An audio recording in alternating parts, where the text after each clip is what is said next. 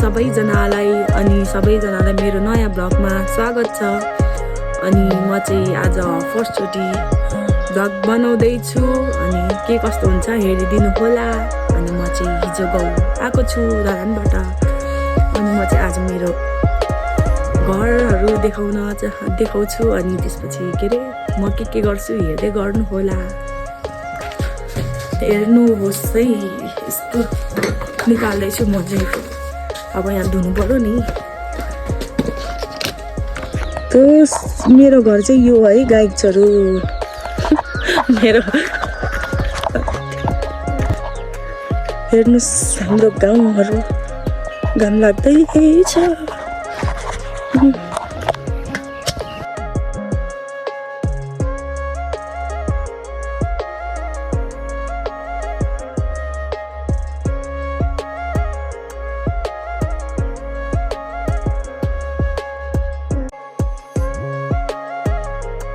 अनि म चाहिँ अब सबै कामहरू सकेर चर्च जान लागेको छु।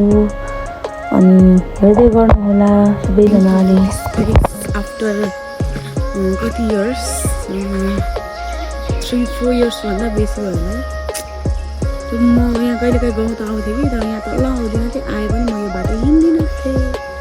अनि यहाँ आउँदा चाहिँ पहिलाको मेमोरीहरू क्या ब्याक आयो क्या माइन्डमा। त्यही भएर नि मैले देखाउँदैछु ल।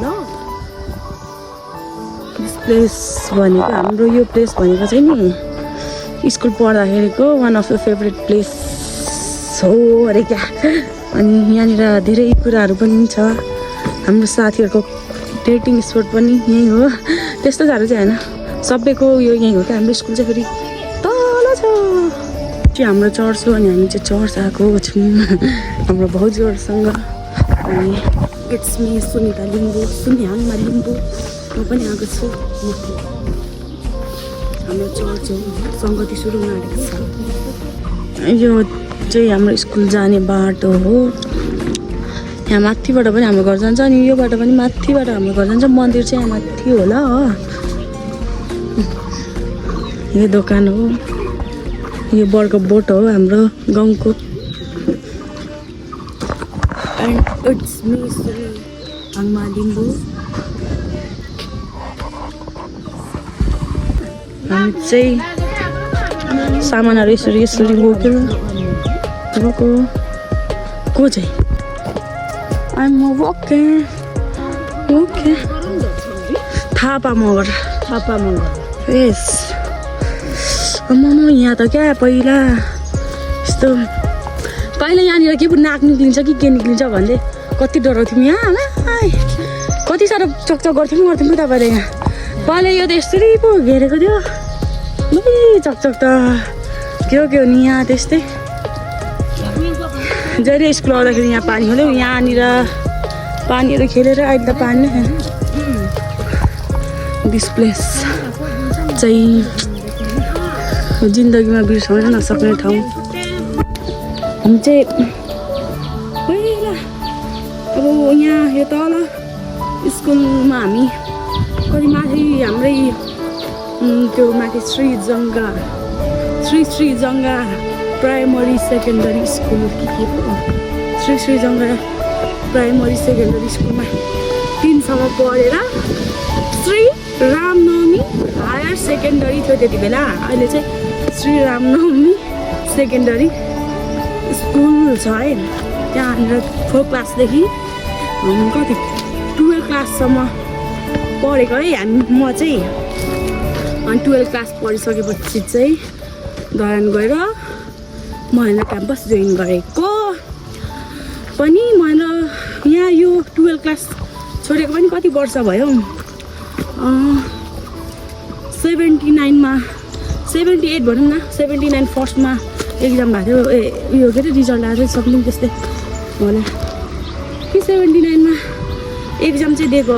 79मा जो 78 ब्याचको हो हामी। अनि एक्जाम त अब बैशाख त्यस्तै मात्रै हुन्छ नि त। अनि त्यही भएको हो। अनि यो डाँडा यहाँ चाहिँ हामी साथीहरूसँग बस्थ्यौँ। घर जाँदा हामी चाहिँ यही उकालो जान्थ्यौँ अनि हाम्रो घर जाने बाटो उता पल्लोपट्टि पनि छ त्यो बाटो पनि जान्छ म चाहिँ 2 क्लासदेखि 9, 10 सम्म चाहिँ यही बाटो हिँडेँ किनभने यो बाटो मेरो साथीहरू थियो अनि जब 10 क्लासदेखि साथी छुट्यो त्यसपछि चाहिँ पल्लो बाटो 11, 12 चाहिँ पल्लो बाटो हिँड्नु थालेको अनि यहाँनिर पनि के भएको छ जस्तो स्टोरी छ अनि यहाँ चाहिँ यो चाहिँ हाम्रो माङदावा भन्ने ठाउँ हो सागगुरी गढी गाउँपालिका वडा नम्बर 2 माङदावा हाम्रो चाहिँ माथि जानुपर्छ स्कुल आउँदा चाहिँ कति लाग्छ स्कुल आउँदा 10 मिनट जस्तो पनि लाग्दैन जाँदा त 1 घन्टै लाग्छ अहिले त म हिँड्नै सक्दिनँ बिरामी भएर मेरो गालाहरू पनि छुइरहेको छ अनि म चाहिँ हिँड्नु नसकेर थाकेँ गाई चरुम अनि हाम्रो घर जाने बाटो चाहिँ फेरि यस्तै छ है फेरि सुन्तलाको चाहिँ बगान छ है गाई चरुम अनि हामी चाहिँ घर जाँदाखेरि पानी खाने घर यो हो अनि यहाँ आइपुगेपछि सट्ट पानी खानु यता जान्थ्यौँ यो चाहिँ सुँगुर पानी खाने घर हो यहाँ थाक्नु भएछ गाई छ